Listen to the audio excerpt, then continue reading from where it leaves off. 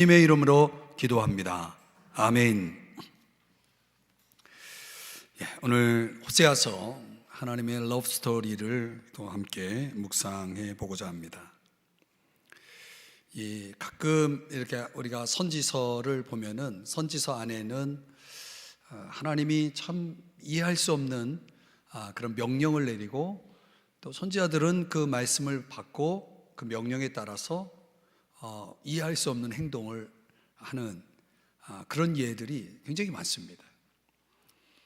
포로의 복장을 하고 다니질 않나, 또 어떻게 보면 거린 행세를 하면서 지내질 않나. 또 오늘 본문 같은 경우에는 이제 어떤 경우냐면 이제 호세아 선지자에게 그의 아내 고멜과의 관계 속에서 또 이상한 또 명령을 내리게 되는 것입니다.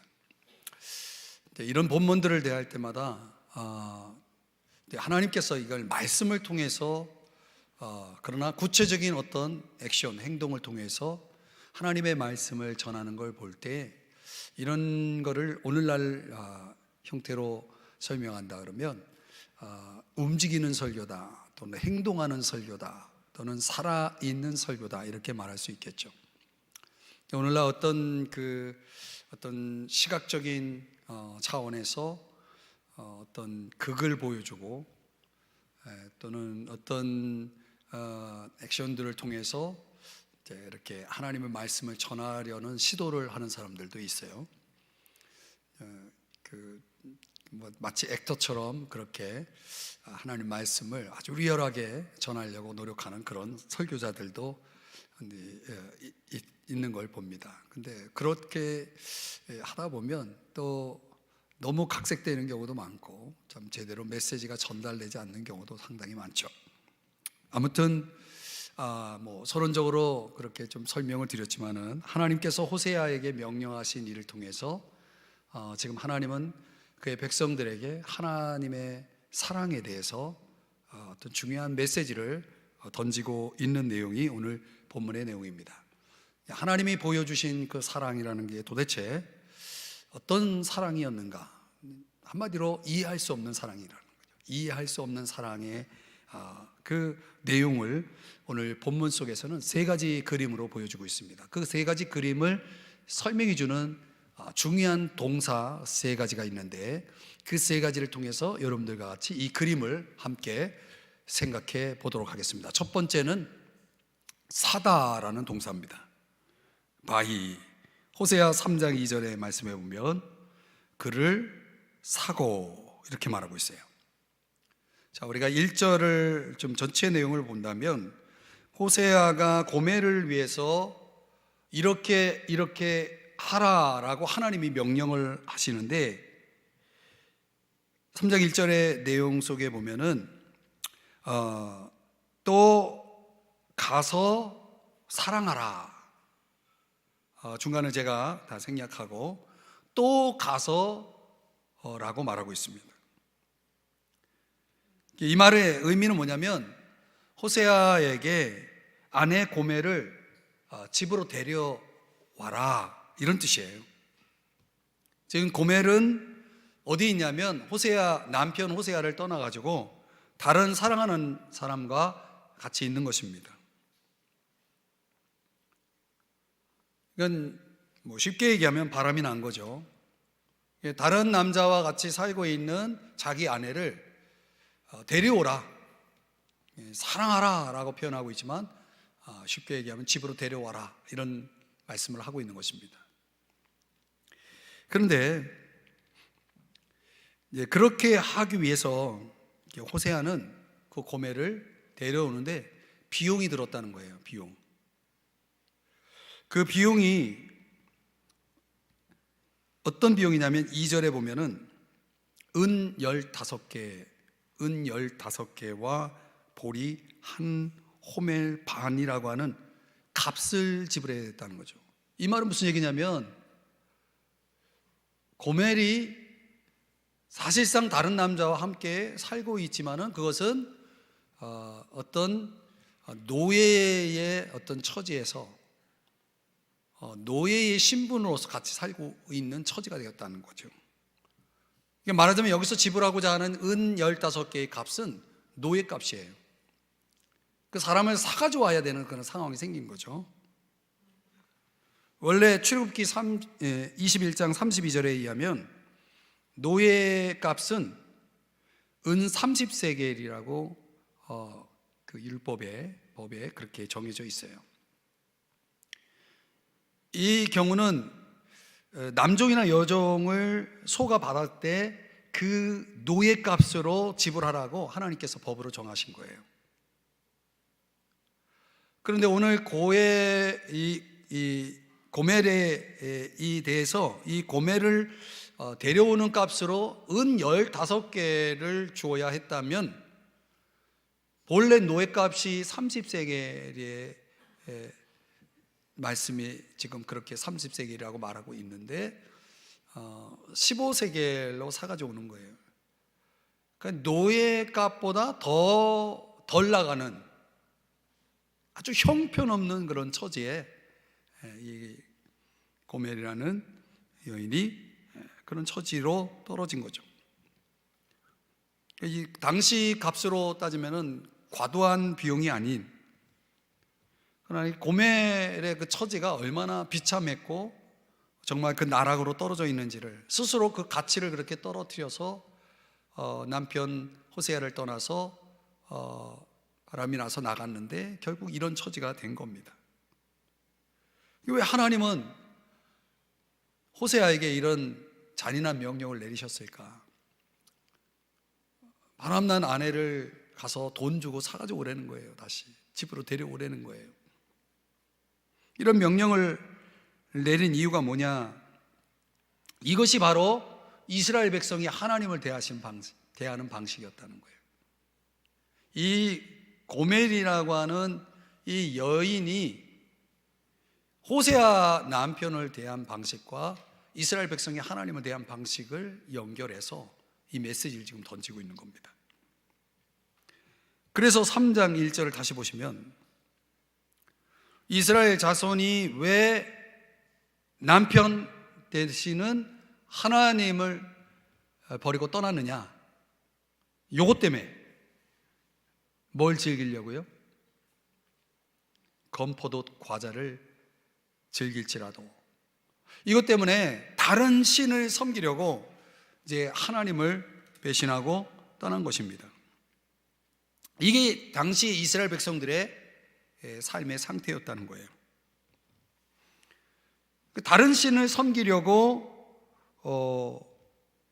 하나님을 버린 건데요. 그 다른 신을 왜 섬기려고 했느냐? 요 3장 1절에서 강조하는 단어가 즐길지라도라는 단어죠. 즐길지라도. 그리고 하나님을 버린 이유는 다른 즐거움을 그들이 추구하려고 그렇게 했다는 거예요. 근데 여기 건포도 과자라고 나와 있는데 당시로 말하면 이 건포도 과자는 상당히 고가의 제품이었다. 말하자면은 아주 특별한 축복을 상징하는 그런 내용이에요. 그러니까 이스라엘 백성들이 결국 하나님 버리고 다른 남자를 사랑하기 위해서 떠난 것, 이것이 이스라엘 백성들에게 연결하면 이스라엘 백성들이 이 건포도 과자, 즉 다시 말하면 특별한 축복, 뭔가 하나님보다 더 나은 축복을 얻고자 다른 신, 바로 다른 신을, 다른 남자를 사랑하려고 하나님을 버렸다, 이런 얘기가 되는 거죠. 그러니까 이스라엘 백성들은 오늘날로 말하면 세상 축복을 위해서 하나님 버린 사람들이다, 이거이죠. 세상 축복을 위해서 하나님 버린 사람들이다. 오늘날 자기들이 추구하는 즐거움을 위해서, 자기가 얻고자 하는 더 특별한, 더 나은 삶을 위해서, 축복을 위해서 하나님을 버린 사람이 얼마나 많습니까? 여기에 대해서 예수님께서 경고하신 말씀이 마태복음 6장의 말씀인데 우리 한번 자막을 보면서 같이 읽어볼까요? 시작. 한 사람이 두 주인을 섬기지 못할 것이니 혹 이를 미워하고 저를 사랑하거나 혹 이를 중히 여기고 저를 경히 여김이라. 너희가 하나님과 재물을 겸하여 섬기지 못하느니라. 어떤 거 하나를 사랑할 수밖에 없는 거죠. 두 가지를 다 사랑할 수는 없다는 거예요. 두 주인을 섬길 수 없다는 거죠. 하나님과 세상이라고 하는 이 두 주인 놓고 저울질을 했겠죠. 이스라엘 백성들이. 아무래도 세상이라는 주인이 자기들에겐 더 큰 즐거움과 축복을 가져다 줄 것이라는 확신 속에서 하나님이라는 주인을 버린 거죠. 여기에 대해서 사도 요한도 요한일서 2장 15절에서 이렇게 경고를 또 합니다. 같이 읽어볼까요? 시작. 이 세상이나 세상에 있는 것들을 사랑하지 말라.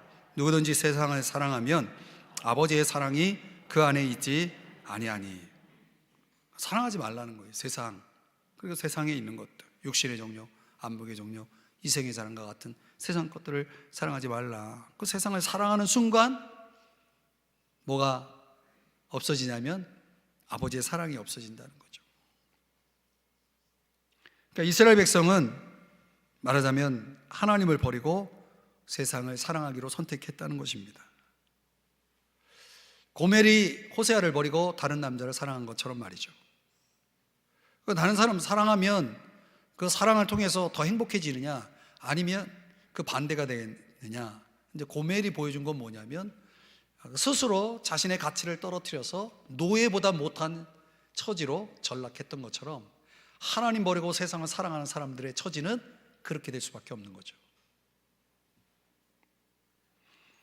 오늘 보면 1절의 말씀에 보면 그럼에도 불구하고 하나님은 속도 없어요.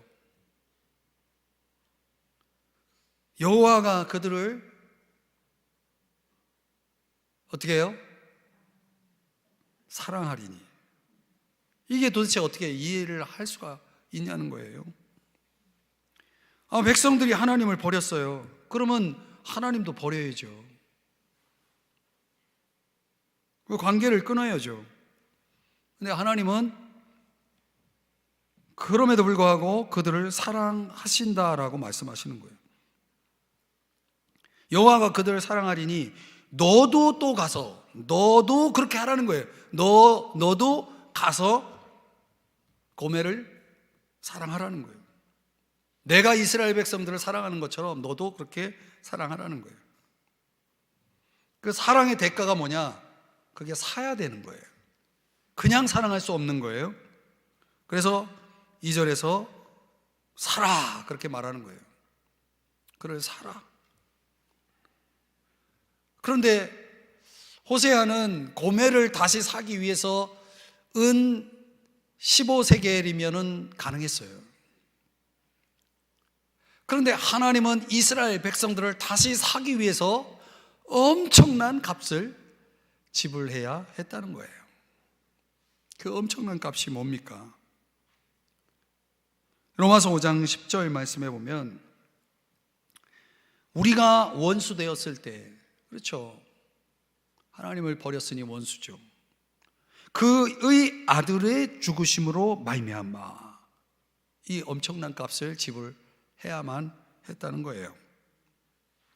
그러니까 우리가 기억해야 될 것은 요 사다라고 하는 이 단어 속에 호세아가 치러야 될 지불해야 될 그 대가와 그 코스트와 하나님이 백성들을 위해서 또 저와 여러분을 위해서 치렀어야 될 그 대가가 차원이 다른 거예요. 지극히 작은 값으로 그 사랑을 위해서 값을 지불하라는 명령을 호세아에게 내렸지만은 하나님은 그것과 비교될 수 없는 어마어마한 값을 지불하면서까지 사랑하겠다라고, 그들을 사랑하겠다라고 말씀을 하신 거라는 거죠. 그냥 우리가 기억해야 될 것은 뭐냐면 하나님이 이스라엘 백성들을 그렇게 사랑하셨듯이 저와 여러분도 그렇게 사랑하신 하나님이시라는 거죠. 하나님이 저와 여러분을 사셨잖아요. 도대체 얼마나 엄청난 비용을 들여서 사셨습니까? 한번 볼까요?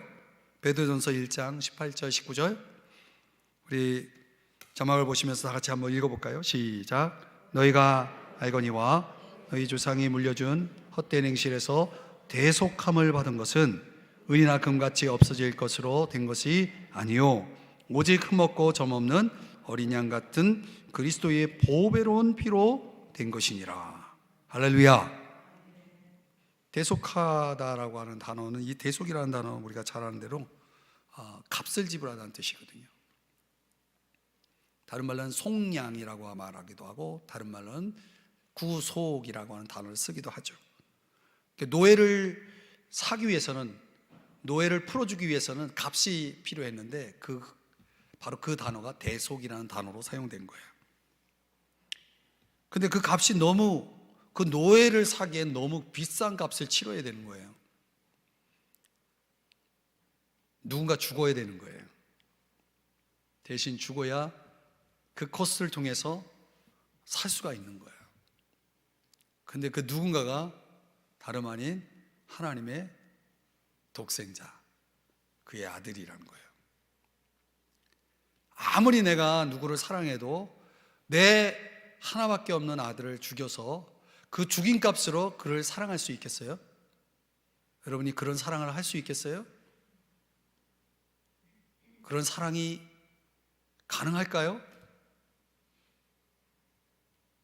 우리가 잘 알듯이 이해할 수 없는 사랑이죠. 내 아들보다 더 귀한 존재가, 내가 아무리 사랑한다 해도 내 하나밖에 없는 아들보다 더 귀한 존재가 어디 있겠습니까?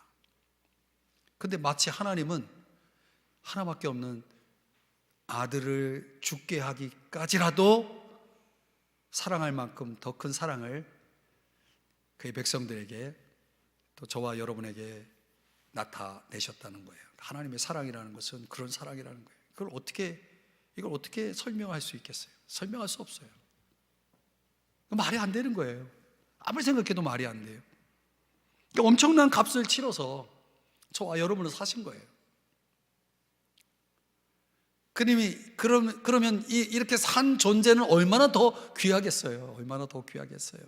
자기 아들을 죽게 하기까지 그 엄청난 값을 지불해서 산 가치라면, 그래서 저와 여러분을 뭐라고 말합니까? 예수님 짤이라고 말하는 거 아니에요? 예수님 짤이. 한번 따라 하십시다. 예수님 짤이. 옆을 슬쩍 보시면서 대단하시네요. 시작. 네, 해보세요. 대단하시네요. 엄청난 값인데요. 네. 우리가 하나님의 사랑이 엄청난 이 값을 치러서 사신 그 희생적인 죽음값으로 그 맺어진 사랑이라고 할 때 그 사랑은 얼마나 큰 사랑이겠는가, 이렇게 결론을 내리면 고린도전서 6장에서 사도 바울이 다음과 같은 그 사랑을 입은 자들이 알아야 할 중요한 말씀을 하고 있어요. 같이 함께 읽어봅니다. 시작. 너희 몸은 너희가 하나님께로부터 받은 바 너희 가운데 계신 성령의 전인 줄을 알지 못하느냐. 너희는 너희 자신의 것이 아니라 값으로 산 것이 되었으니 그런즉 너희 몸으로 하나님께 영광을 돌리라. 아멘. 여러분, 우리는 이 사랑에, 이 희생적인 죽음값이라고 하는 이 어마어마한 값을 지불해서 우리가 그분의 것이 된 거예요. 그러니 이 몸은 정말 죽을 때까지 그분을 위해서, 그분의 영광을 위해서 이 몸을 드려도 우리는 그것을 다, 그 값을 갚을 수가 없어요. 그렇게 생각하고 사시나요? 그렇게 응답하고 있나요? 우리가 이 사랑을 깨달아야 되는 겁니다. 두 번째는, 하나님의 사랑은 이해할 수 없는 사랑인데 함께 지내다라는 단어가 나옵니다. 영어로는 stay with라고 하고 3장 3절에 함께 지내고라고 하는 표현으로 사용되고 있습니다. 3장 3절을 우리 전체를 한번 같이 읽어보겠습니다. 시작. 그에게 이르기를 많은 날 동안 나와 함께 지내고 음행하지 말며 다른 남자를 따르지 말라. 나도 내게 그리하리라 하였노라. 여러분, 이 말씀을 가만히 들여다보면 지금 호세아가 고멜에게 하는 말이에요. 고멜은 노예 깝보다 못한 처지에 완전히 그 나락에 떨어져 있었던 그를 이제 호세아가 사가지고 왔잖아요. 그럼 죽을 죄인이잖아요. 그럼 고멜은 완전히 엎드려야 되거든요. 근데 이 3장 3절을 가만히 들여다보면요, 이상해요. 느낌이. 뉘앙스가 뭐냐면 호세아가 고멜에게 아주 간절히 부탁을 하고 있어요. 뭔가 입장이, 고멜이 오히려 막 사정사정하고 막 매달려야 되는데 그게 아니라 호세아가 고멜에게 매달리고 있어요. 지금 이 도대체 무슨 상황일까요? 그러니까 이 말씀으로 보면 호세아가 다시 사서 아내를 데려왔지만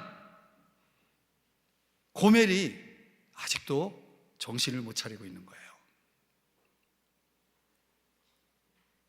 이제 마음을 오로지 진짜 남편 호세아에게 자기를 드려야 되는데, 그 친밀한 관계 속으로 들어가야 되는데 아직 지금 그런 관계가 이루어져 있지 않다라고 하는 것을 보여주는 겁니다.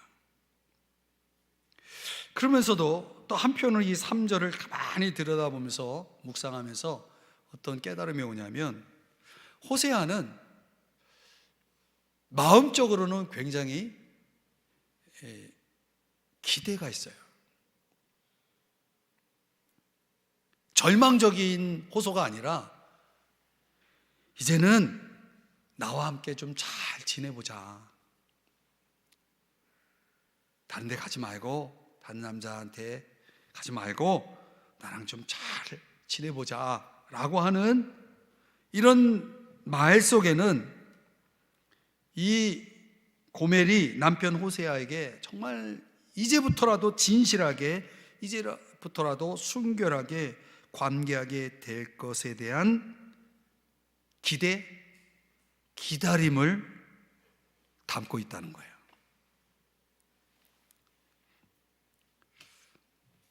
몇 번 그렇게 하고 나면 정신을 차려서 제자리에 있어야 되는데, 그러지 않은 고멜을 향해서 이 호세아가 가지고 있는 이 마음과 그의 그 고백이 뭘 우리에게 말씀하고 있느냐, 이게 하나님이 이스라엘 백성들에게 갖고 계신 마음이라는 거예요.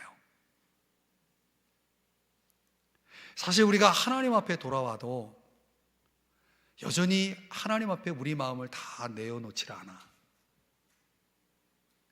아직도 세상이라는 남자가 자꾸 나를 끌면 여전히 내가 흔들려.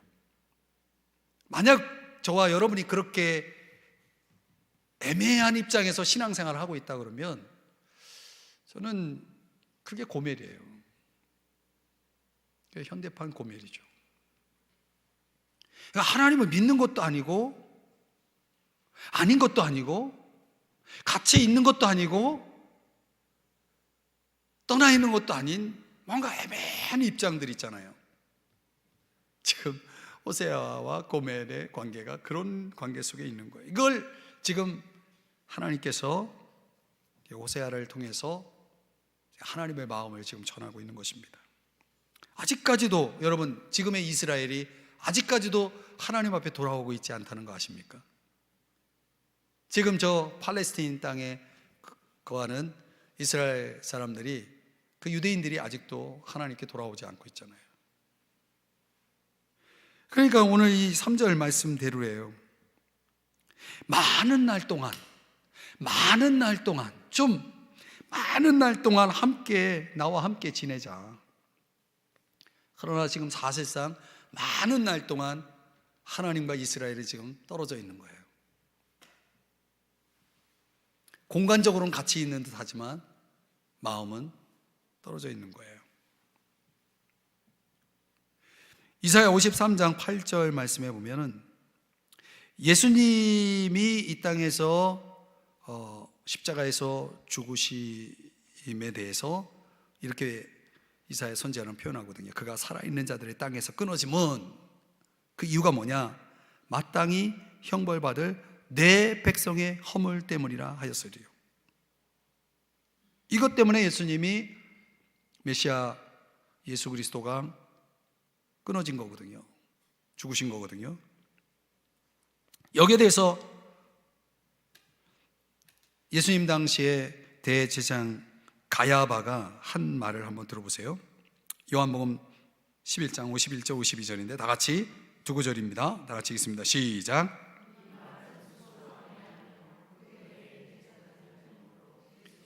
그 민족을 위하시고 또 그 민족만 위할 뿐 아니라 흩어진 하나님의 자녀를 모아 하나가 되게 하기 위하여 죽으실 것을 미리 말함이로라.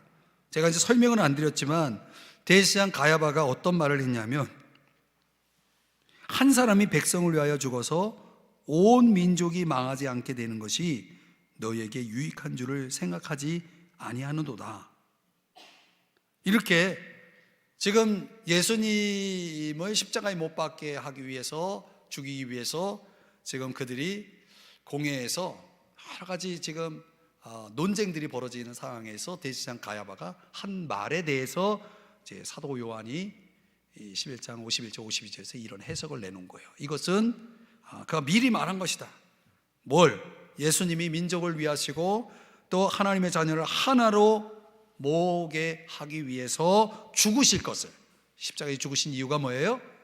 그 민족을 위하신 죽음이었다라고 말하는 거죠. 지금의 이스라엘, 그 이스라엘을 위해서 죽으신 거라는 거예요. 그럼 뭐합니까? 아직도 그 메시아 예수 그리스도에게 돌아오지 않고 있죠. 오늘날 이 이스라엘은 왕을, 진짜 왕, 그들의 왕을 거절했어요. 거절해서 그들에게 이제 왕이 없어요. 왕을 거절했으니 왕이 없죠. 왕이 없다는 건 뭐가 없어요? 왕의 나라도 없어요. 왕국도 없어요. 호세아 3장 4절입니다. 다 같이 시작. 이스라엘 자손들이 많은 날 동안 왕도 없고 지도자도 없고 제사도 없고 주상도 없고 에봇도 없고 드라빔도 없이 지내다가 6개가 없어요. 많은 날 동안 왕이 없어요. 왜 왕이 없냐? 누가복음 19장 14절에 의하면 그들이 유대인들이 예수님에 대해서 이런 태도를 보였어요. 우리는 이 사람이 우리의 왕됨을 원하지 않습니다. 이렇게 그들이 이야기를 했어요. 그리고 십자가에 예수님을 못 박는 것에 찬성을 하면서 요한복음 19장 15절에서는 그들의 입에서 이렇게 말했어요. 가이사 외에는 우리에게 왕이 없나이다. 유대인들이 예수님이 왕 되심을 원치 않았을 뿐만 아니라 가이사가 그들의 왕이라고 외쳤다는 거죠. 예수님을 왕으로 받아들이기를 거절했다는 것입니다. 근데 이 호세아 선지자를 통해서 하신 말씀대로 많은 날 동안 왕도 없고 지금까지도 없어요. 지도자도 없어요. 그리고 로마가 주 70년에 예루살렘을 점령하면서 모든 기록들을 다 파괴해 버렸어요.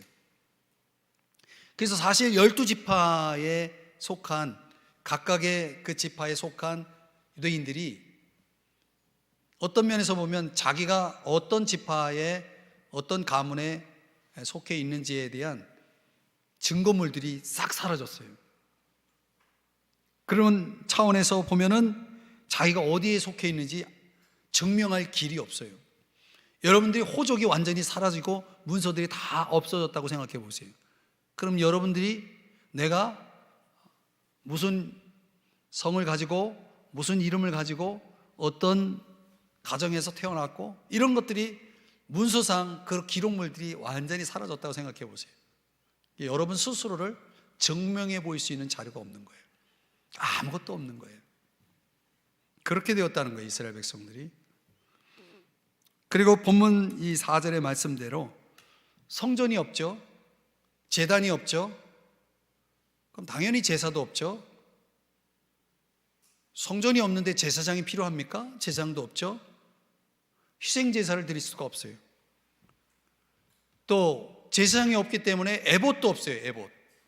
하나님의 뜻을 묻도록 되어 있는, 하나님의 뜻을 알 수도 없어요. 에봇도 없고, 그리고 바벨론 포로기에 그 유대인들이 독특하게 가지고 있었던 자기 가족의 수호신 드라빔도 오늘 본문에 의하면 없고, 그리고 그들이 신성시했던 돌기둥도 없고, 그러니까 모든 것이 다 파괴되고 사라지고 없어진 거예요. 아무것도 없게 된 거죠. 역사적인 경험에 비춰보면 이스라엘은 바벨론이라고 하는 곳으로 포로로 끌려가서 그들이 70년 동안 성전도 없고 제사도 없고 제상도 없고 수상도 없고 드라빔도 없고 아무것도 없는 곳에서 하나님의 특별한 징계에 따라서 그들이 철저하게 깨닫게 되는 것은 그들이 왕을 거절한 결과였다는 거. 왕을 거절한 결과. 여러분들이 깨달으시기 바랍니다. 이 말씀을.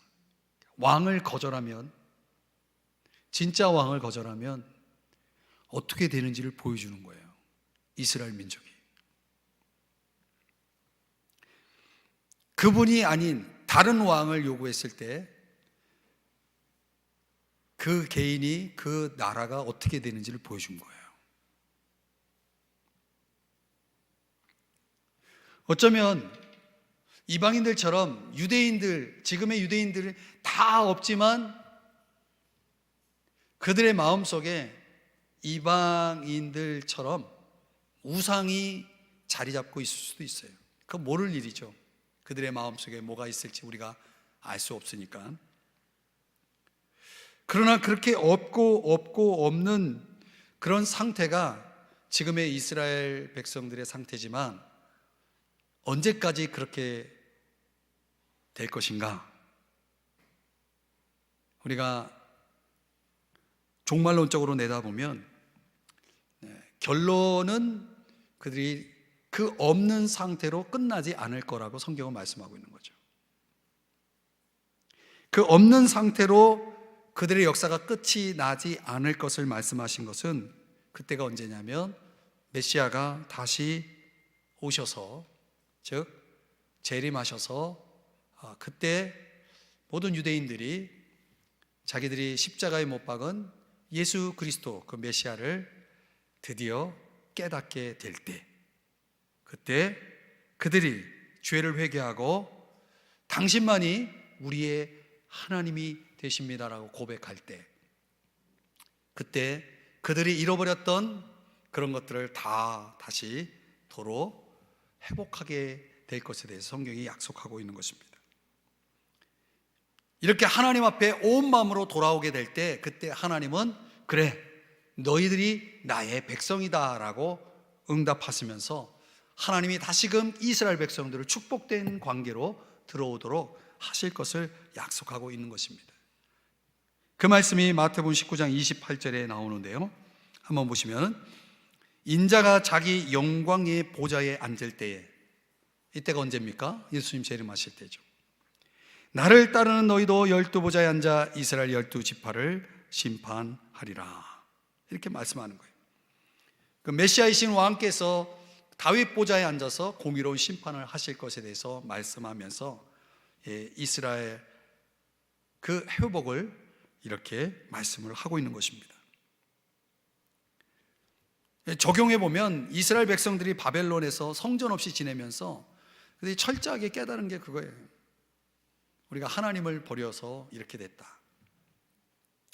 그래서 그들이 하나님을 찾기 위해서, 다시금 하나님과의 관계를 회복하기 위해서 성전 없는 곳에서 그들이 한 일이 뭐냐면 회당을 지어서 하나님 말씀인 토라를 묵상하기 시작합니다.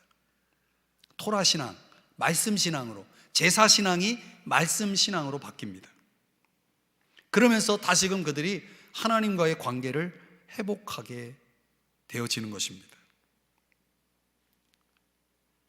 참 이렇게 보면 고난이라는 것이 참 필요한 스승이다라는 말이 생각이 납니다.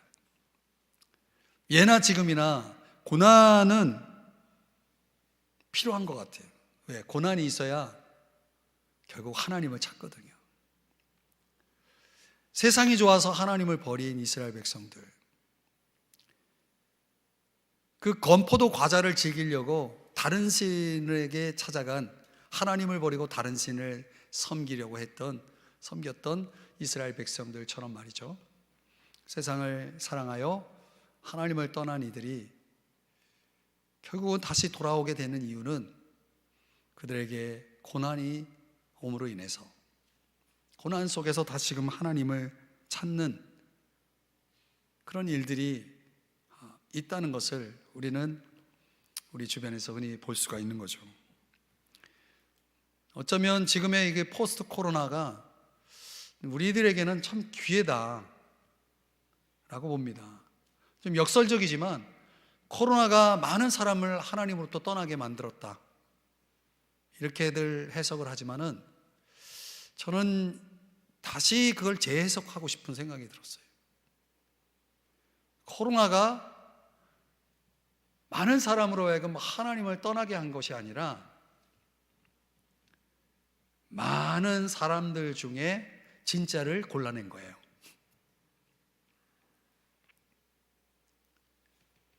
그리고 하나님께서 그 고난의 유익을 통한 그 순결성을 회복해서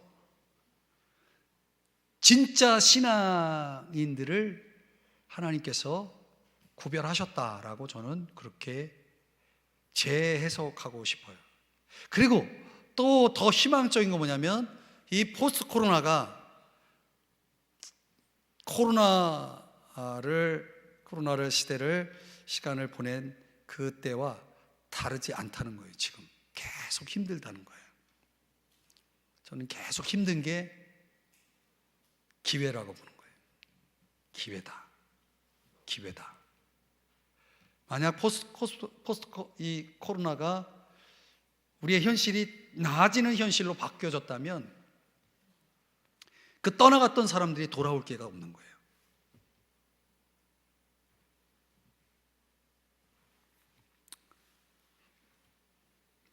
이 설교를 듣는 사람들이 오해할 수도 있겠지만은, 저는 그렇게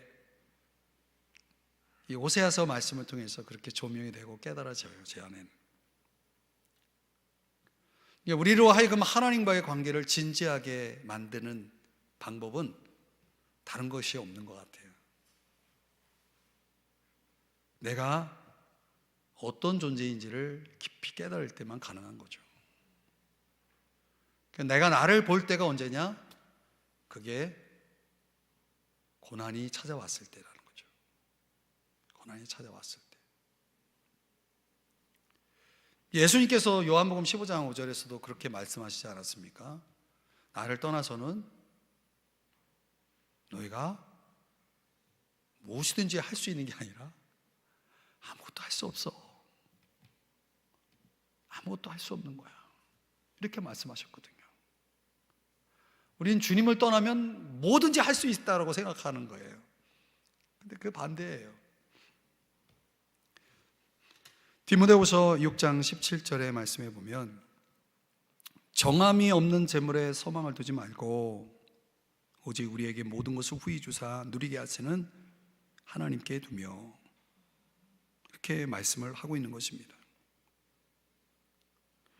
이 하나님의 사랑은 얼마나 우리와 함께 하기를 원하시는 사랑인지, 인격적으로, 관계적으로 항상, 오늘 이 호세아의 용어로 따지자면 많은 날 동안, 그냥 하루 이틀이 아니라 정말 많은 날 동안, 아니 영원히, forever, 영원히 함께 지내기를 간절히 바라시는 그 열망, 그 뜨거운 그 열망 속에서 나온 사랑이라는 거예요. 그런 열망, 그런 기대를 가지고 좀 함께 지내자라고 우리를 사랑하신 거예요.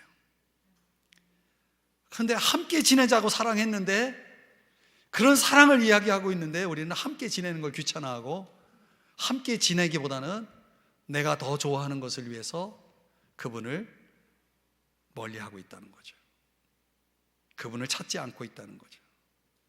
그러니까 하나님이 할 수 있는 방법은 뭐냐면 그 우리의 즐거움들을 하나씩 뺏어가는 거예요. 나의 즐거움을 빼앗아가면 더 이상 즐거움이 없다고 생각할 때 하나님을 생각하게 돼 있거든요. 그런 즐거움들을 빼앗아가는 방법들이 뭡니까? 그게 고난 아니겠어요?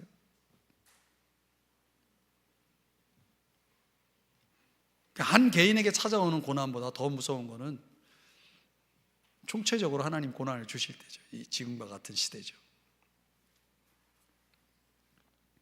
그러니까 우리가 사랑에 합당하게 응답하고 있다면 그분과 함께 지내는 이런 인격적인 관계적인 하나님과의 시간들, 이런 것들이 우리 안에서 얼마나 잘 이루어지고 있는지를 보면 그 사랑에 내가 어떻게 응답하고 있는지를 알 수가 있는 거죠. 함께 지내는 것, 그분을 가까이 하고 그분과의 관계를 소중히 여기고 정말 그분을 존귀케 하는 그런 삶이 우리에게 있을 때 우리는 거기에 그분의 사랑에 합당한 응답을 하고 있는 것이다, 이렇게 적용할 수 있는 것입니다. 마지막 세 번째는 돌아오다라는 단어입니다. return. 5절 다 같이 읽어봅니다. 시작. 그 후에 이스라엘 자손이 돌아와서 그들의 하나님 여호와와 그들의 왕 다윗을 찾고 마지막 날에는 여호와를 경외함으로 여호와와 그의 은총으로 나가리라. 아멘. 이 호세아서만 해도 제가 이 호세아서를 통독을 하다가 왜 이상하다, 왜 이렇게 이 단어가 눈에 잘 띄지 했더니 이 단어가 그렇게 많이 나와요.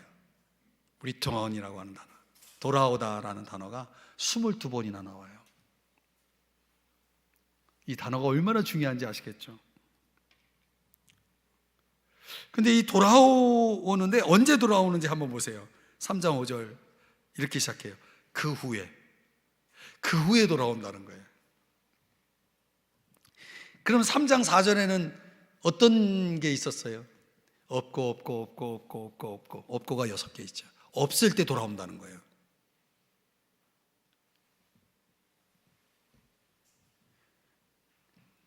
없다는 건 뭡니까? 우리로 말하면 고난이에요.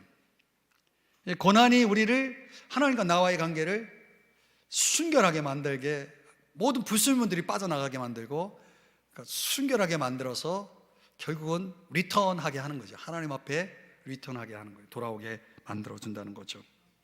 그러니까 돌아와야 어떻게 된다? 복을 받는다는 거예요. 다시금 하나님이 베풀어 주시는 그 복을 받을 수 있게 된다는 거죠. 그 호세아 2장 7절의 말씀대로라면 그제야, 아직 목이 다 안 나가지고 제가 약간 갈라진 목소리가 나왔는데, 그제야 그가 이르기를 내가 본 남편에게로 돌아가리니 그때 내 형편이 지금보다 나았습니다. 이렇게 하다는 거예요. 그제야, 내가 왜 이렇게 정신없이, 내가 왜 이렇게 잘못 판단을 해가지고 내가 이 고생을 하지? 그래서 그제야 돌아가는 거예요. 본 남편 하나님에게로 돌아가는 거죠. 우리가 하나님 앞에 리턴해야 하나님도 우리에게 리턴하시는 거예요. 사실 하나님은 한 번도 우리 곁을 떠나본 적이 없어요. 심리적으로 어떻게 보면 우리가 하나님이 안 계시다라고 생각할 뿐이지 하나님은 항상 계셨죠.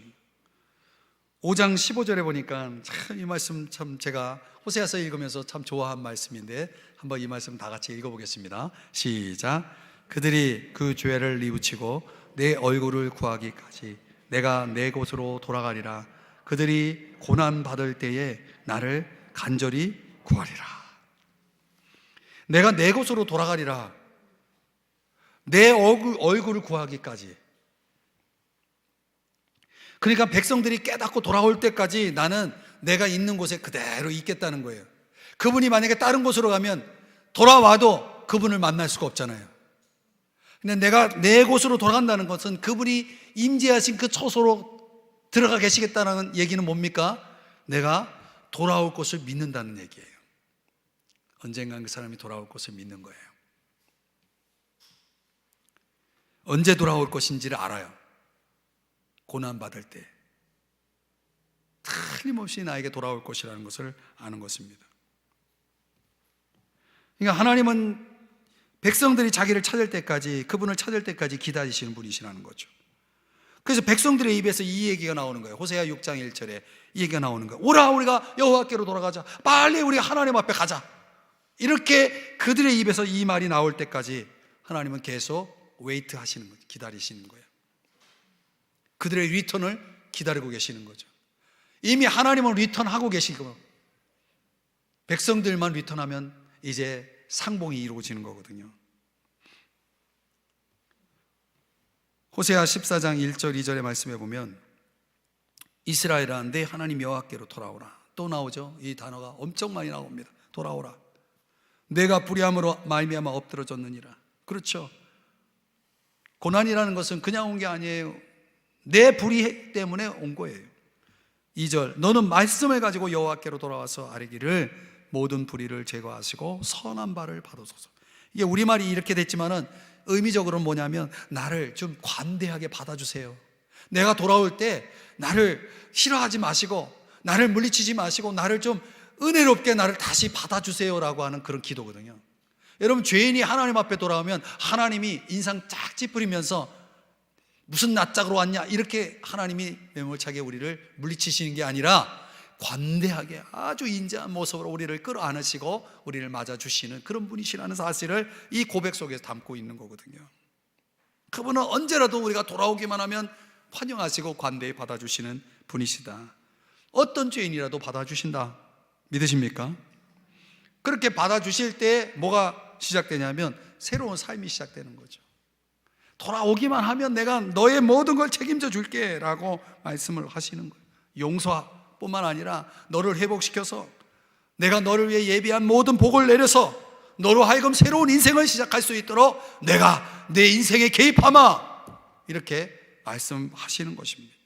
그러니까 하나님의 이 마음이라는 건 돌아올 것에 대한 기대, 그리고 그들로 하여금 다시 새로운 인생을 출발할 수 있도록 그들을 위해서 예비하신 그 축복, 그 모든 것을 담은 일종의 치유하시는 사랑이라는 것을 알 수가 있는 거죠.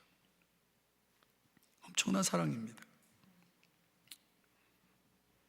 그분을 경외하며 그분의 은총을 경험하고 새로 인생을 살아가자고 하나님은 우리에게 오늘도 호소하고 계시는 것입니다. 우리가 이제 이런 주님의 그 기대에 부응을 할 때에 우리가 할 일은 뭡니까? 끊임없이 그분에게 돌아가는 것, 리턴하는 것. 혹 내 마음이, 내 생각이 하나님을 잠시 잊고 있었을지라도, 떠나서 생활했을지라도 끊임없이 리턴하고 또 돌아가고 돌아가는, 돌아가리라. 그분에게 돌아가는 것. 그분은 이미 돌아와 계시는데, 그리고 나를 웨이트하고 계시는데 내가 돌아가기만 하면 그분은 나를 위해서 준비하신 모든 것들을 이제 펼쳐 가시겠다라고 말씀하시는 거죠. 나를 치유하기를 원하시는 거예요. 망가진 나를.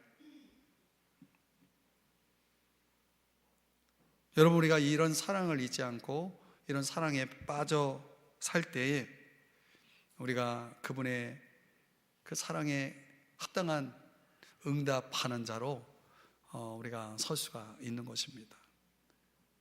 그래서 이 하나님의 이 러브 스토리가 우리가 세상에서는 볼 수 없는 이야기죠. 그 누구에게서 이런 사랑을 우리가 볼 수가 있겠습니까? 이해할 수 없는 사랑이거든요. 세상엔 존재하지 않는 사랑이에요. 이런 사랑을 이스라엘 백성을 향해서 말씀하시고 계시고 또 지금 오늘 호세아서를 통해서 저와 여러분에게 말씀하고 있는 거죠. 그러니까 그 무엇으로도 갚을 수 없는 너무나 엄청난 그런 사랑 아니겠습니까? 죽음을 통해서 우리를, 죽음값으로 우리를 사신 그 구속의 사랑이라는 거, 또 우리와 늘 함께 지내고 교제하기를 원하시는 그런 아주 인격적인 그런 사랑. 그러니까 우리가 이런 인격적인 사랑 속에서 그분을 끊임없이 그분 곁에 머물고, 마치 마리아가 예수님 발치에서 그분의 음성, 그분의 발치에서 하나님 주의 그 말씀을 들었던 것처럼 우리가 그런 모습으로 그분을 가까이 하고 그분과 함께 하는 삶을 살 때에, 혹이나 우리가 주님을 떠나서 잠시 영적인 바람을 피더라도 주님은 항상 리턴해가지고 내가 돌아오길 기대하고 나를 치유해서 다시금 또다시 새로운 인생을 살자고 오늘도 호소하시는 그 사랑, 우리를 향한 그 치유의 사랑이 지금도 계속되고 있다는 거예요. 그러니 우리가 그런 사랑에 좀 응답을 해야 되지 않겠습니까? 예? 응답을 좀 해야 되지 않겠습니까? 그래서 그 응답으로 나온 고백이 151장의 찬양의 내용이거든요. 만왕의 왕 내 주께서 왜 고초당했나, 이 벌레 같은 날 위에 그 보혈 흘렸네. 벌레 같은 우리예요. 주 십자가에 못 박힘은 속죄함 아닌가? 그 긍휼함과 큰 은혜 말할 수 없도다. 늘 울어도 큰 은혜 다 갚을 수 없네.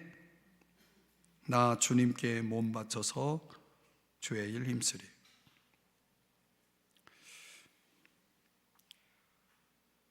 너무 사랑만 받고 있지 않는지,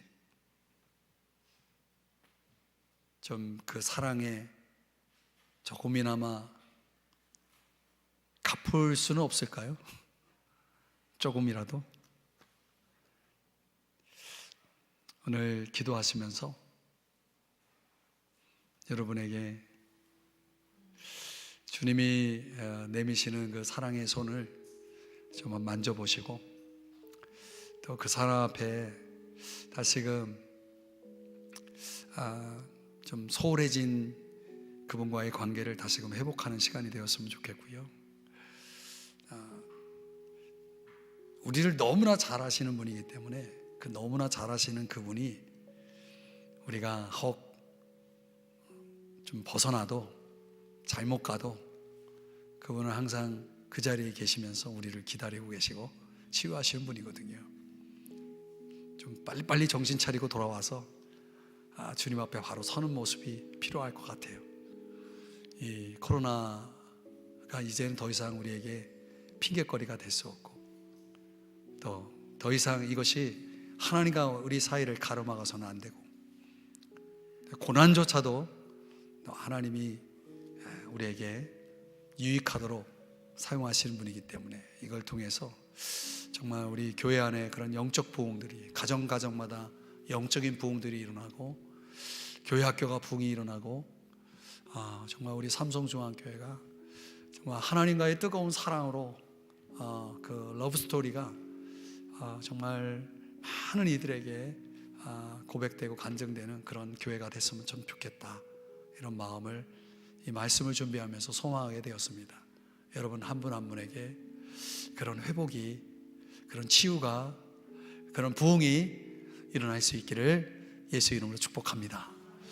사랑하시는 주님, 오늘의 이 말씀을 적용하고 기도하고자 할 때 하나님 우리들 속에 너무나 많은 연약함이 있고 부족함이 있고 참 배은망덕함이 있고, 아직도 그 사랑을